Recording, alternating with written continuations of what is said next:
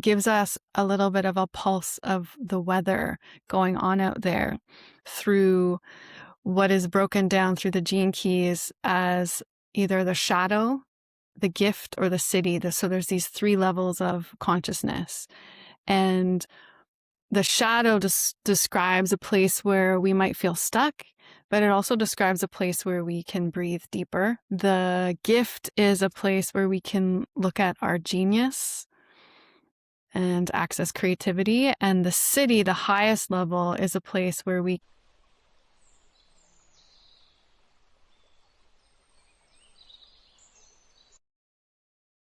welcome.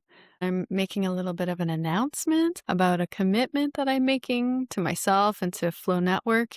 And it's a bit of an experiment as well. I'm going to be going live at 7 o'clock PST every day for some time, at least until it feels alive and exciting, combining many of my passions together, namely,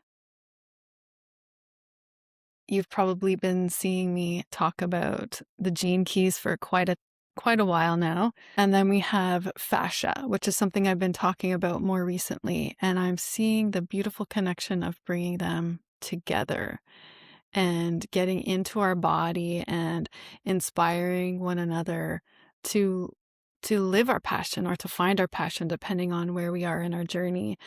And the third component for me is video. Video is something that I've loved to do since I was a child. And when Facebook first started with video back in 2016, it was something that I used regularly doing the lives. And it's been a number of years since I've done that. So it's a rebirth, it's a coming back, and it's an experimentation. And something that I did about a year ago was I was contemplating the sun transit. So through the lens of the gene keys, it's a contemplation. It's a way of bringing more awareness to our life, to our body, by looking at every 6 days, we move through one of the 64 gene keys. So it takes us a year to go through all 64, basically. And it gives us a little bit of a pulse of the weather going on out there through what is broken down through the gene keys as either the shadow, the gift, or the city. So there's these three levels of consciousness.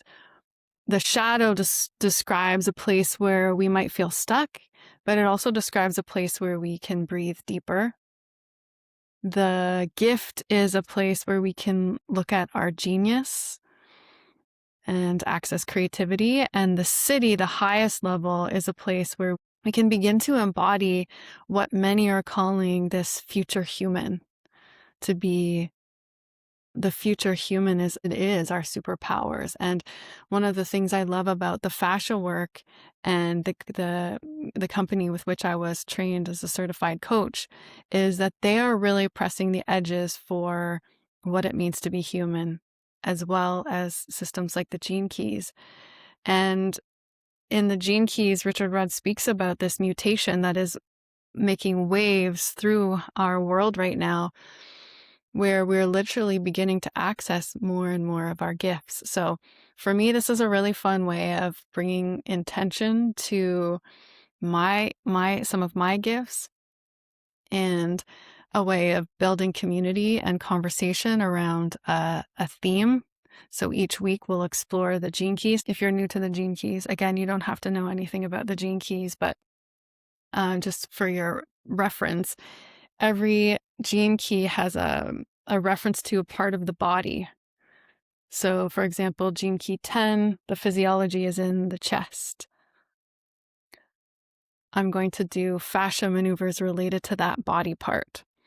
And this is an experiment. I see a deeper weaving that I haven't even touched yet about the connection with gene keys, which is, referencing our DNA and our specific imprint, the landscape that we were born with, and how that ties in with our fascia. And I mean, the fascia connects every part of our body. So our DNA is wrapped in fascia.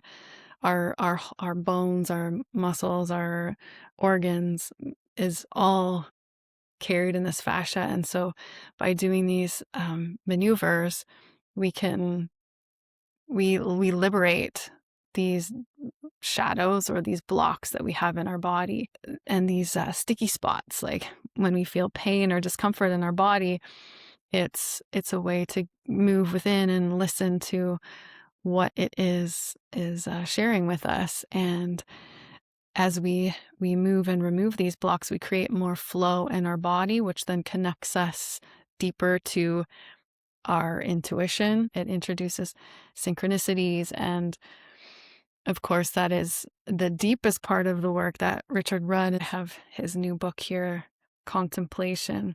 And I just wanted to read one of the lines here, because the contemplative way of living is such a beautiful and it's an important art, as he calls it. It's an art to cultivate in our life, especially as we're moving into uncertain times. So the part that I wanted to read, and I'll finish with this, is that contemplation teaches us something different.